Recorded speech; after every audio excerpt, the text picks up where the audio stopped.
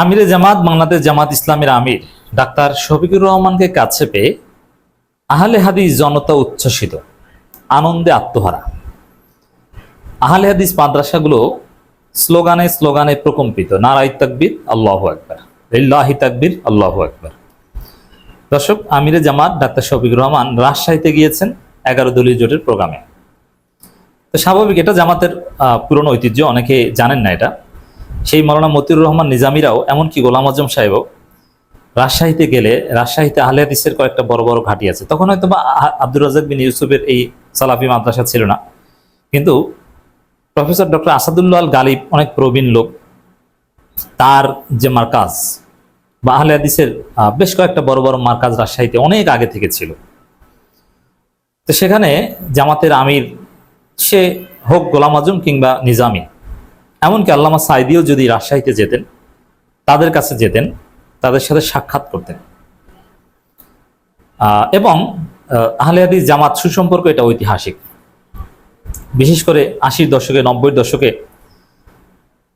যারা মাদানী শায়েখ, এরা সবাই জামাত করত এবং তারা আহলে হাদিস এটা প্রচারণা করত, আহলে হাদিস মানহাজ বা ফিকহি আহলে হাদিস প্রচার করত, কিন্তু পলিটিক্যালি দে অল ওয়ার জামাত। এবং মদিনায় বা মক্কায় যারা যেত, তারা সবাই জামাত করত।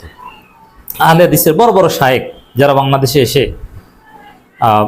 আহলে হাদিস মতবাদ প্রচার করেছে, তারা সবাই, কেউ রিয়াদ জামাতের নায়েবে আমির ছিল, রোকন ছিল, বেশিরভাগই। আজকে আমি চিনি যে প্রবীণ আহলে হাদিস শায়েখ যারা, এরা সবাই একদম জামাতের রোকন হতো। তো দর্শক, আবার আহলে হাদিস ছিল। তো এই বাংলা ভূখণ্ডে আহলে হাদিসের প্রচার এবং প্রসারে জামাতের রাজনৈতিক সমর্থন ছিল। জামাত একটা ইনক্লুসিভ পলিটিক্যাল পার্টি। জামাত কোনো নির্দিষ্ট মাযহাবের না, কোনো নির্দিষ্ট মাযহাব বিরোধীও না। জামাত ফিকহের ক্ষেত্রে যথেষ্ট ফ্লেক্সিবল, যার ফলে কেউ যদি আহলে হাদিস ফিকহ চর্চা করতে চাইতো, জামাত এটাকে অ্যাপ্রিসিয়েট করতো এবং এটা তাদের অধিকার হিসেবে স্বীকৃতি দিত। যার ফলে বগুড়া থেকে শুরু করে বিভিন্ন জায়গায়, এমনকি জামাতের এই নায়েব আমির অধ্যাপক মুজিবুর রহমান নিজে একদম আহলে হাদিস, ডাক্তার শফিকুর রহমান নিজেও আহলে হাদিস ছিলেন, বুকে হাত বেঁধে নামাজ আদায় করতেন, নফল ঈদ করতেন, কিন্তু এখন তিনি করেন না। না করাটা সঙ্গত, এটা ঠিক আছে, এটা ভিন্ন আলোচনা যে কেন করেন না, উচিত কিনা। কিন্তু জামাতের আরো এরকম আছে, অধ্যাপক মুজিবুর রহমান থেকে শুরু করে, যারা একদম কট্টর আহলে হাদিস। এবং উত্তর অঞ্চলের জামাতের অনেক থানা আমির, জেলা আমির, জেলা নায়েবে আমির, এরা একদম ফিকহি কট্টর আহলে হাদিস এবং ওটা চর্চা করে ধারণ করে। এমনকি আহলে হাদিসের অনেকে নামের পেছনে সালাফি লাগায়। জামাতের অনেক নেতা আছে উত্তর অঞ্চলে, নীলফামারীতে বিভিন্ন জায়গায় নামের পেছনে সালাফি লাগায়, যে অমুক সালাফি। তো দর্শক,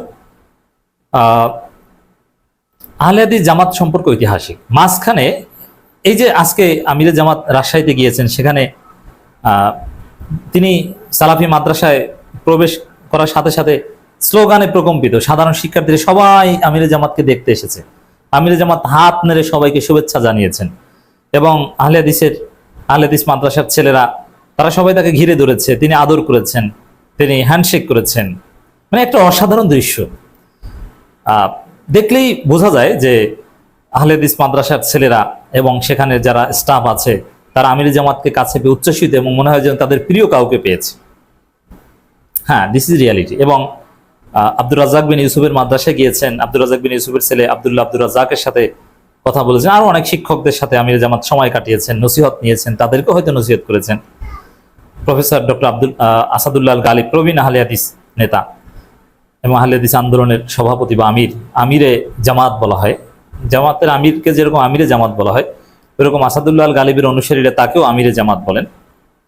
দুই আমিরে জামাত সাক্ষাৎ করেছেন হৃদ্যতাপূর্ণ পরিবেশে, একে অপরের প্রতি আন্তরিকতা ছিল অসাধারণ। তো এটা থেকে স্পষ্ট বোঝা যায় যে আহলে হাদিস জনতা আসলে প্রকৃতপক্ষে জামাত শিবির, এবং হিস্ট্রি এটাই বলে।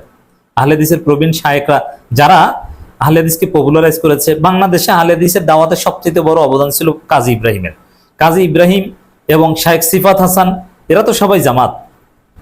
আরো নরসিংদী জামিয়া কাশেমিয়ার অনেক শায়েখ আছে, তামিল মিল্লাতের শায়েখ আছে, মনজুর এলাহি জামাতের প্রোডাক্ট, এরাই তো আহলে হাদিসকে পপুলারাইজ করেছেন। শেখ সাইফুল্লাহ মাদানী জামাতের রোকন ছিলেন, ডক্টর আবু বকর জাকারিয়া জামাতের রোকন ছিলেন।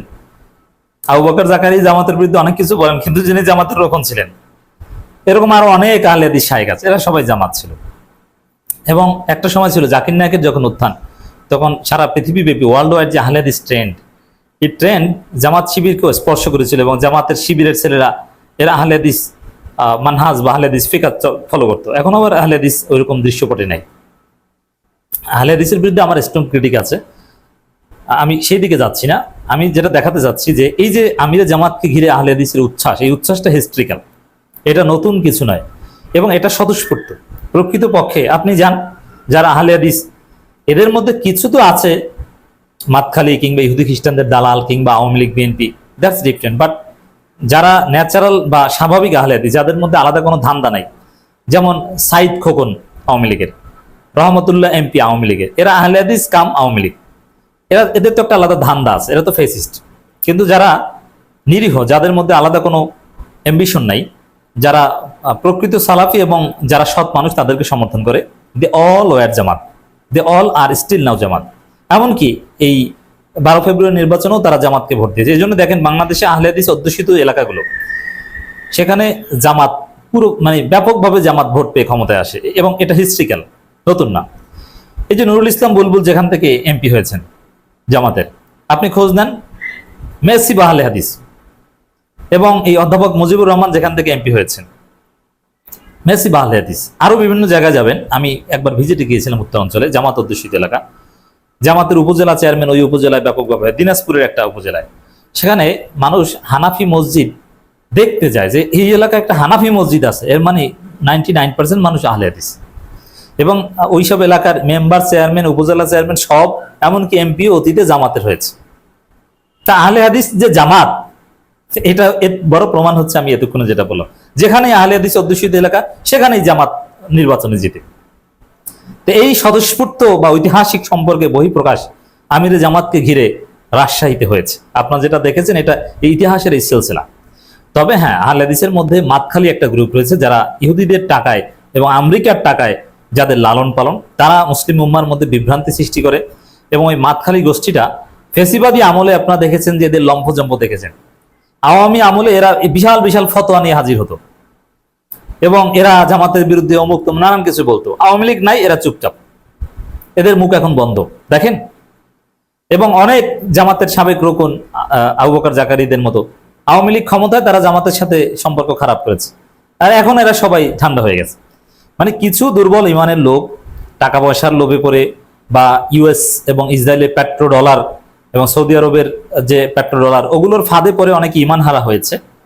বাট যারা অর্গানিক আহলে হাদিস, যাদের মধ্যে কোনো ধান্দা নেই, দে আর জামাত, তারই রিফ্লেকশন রাজশাহীতে আমির জামাতকে ঘিরে আপনারা দেখলেন। তো এটা জানা দরকার যে আহলে হাদিসের লোকজন যেভাবে আমির জামাতকে কোর্ডিয়ালি অ্যাকসেপ্ট করেছে, এটা তো হওয়ার কথা না, কিন্তু না, এটা হিস্ট্রিক্যাল রুট জানার পর আশা করি আপনাদের একটা নতুন ধারণা হয়েছে।